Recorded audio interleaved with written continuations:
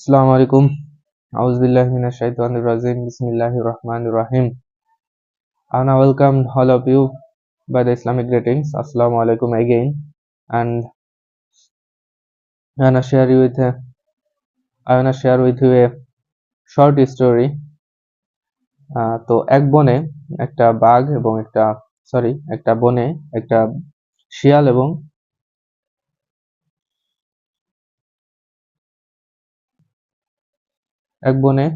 এবং সারস বাস করতো এবং তাদের মধ্যে একটা বন্ধুত্বের সম্পর্ক হয়। তো সম্পর্ক হওয়ার পরে শিয়াল সারসকে আমন্ত্রণ জানায় তার বাসায় যে বন্ধু আসো একদিন, আমি তোমাকে দাওয়াত খাওয়াবো। তো দাওয়াতে গিয়ে যথারীতি যাওয়ার পরে পাজি শিয়াল সারসকে খেতে দেয় একটা সমতল প্লেটে, যেখানে সারসের পক্ষে খাবার গ্রহণ করা সম্ভব ছিল না। তার লম্বা ঠোঁট দিয়ে সেই দুধটা সে খেতে পারেনি। তো সেইখানে অপমান বোধ করে সারস। তো যথারীতি শিয়াল মজা নেয় এবং বলে যে আমার কাছে তো আর কোনো দেওয়ার মতো খাবার নাই। তো এই অবস্থায়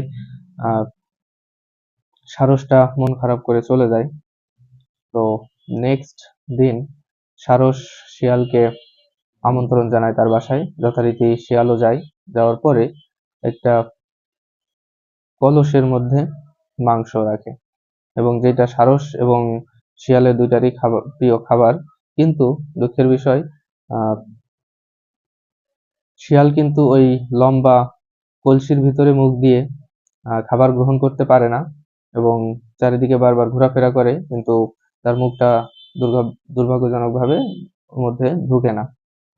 তো তখন সারসও বোঝানোর চেষ্টা করে যে কাউকে আমন্ত্রণ জানিয়ে অপমান করতে নেই। তো এই অবস্থায় সারসও ওই দিন সারসকে অপমানিত করে এবং পরবর্তীতে সারসও কিন্তু শিয়ালকে ডেকে এনে একইভাবে অপমান করে। তো বন্ধুত্বের মধ্যে অপমান বিষয়টা ঢুকে গেলে তখন বন্ধুত্ব নষ্ট হয়ে যায়। এবং আরেকটা বিষয় আমরা শিখতে পারি যে প্রতিশোধ পরায়ণ হয়ে উঠলে বন্ধুত্ব টিকে না। ধন্যবাদ সবাই।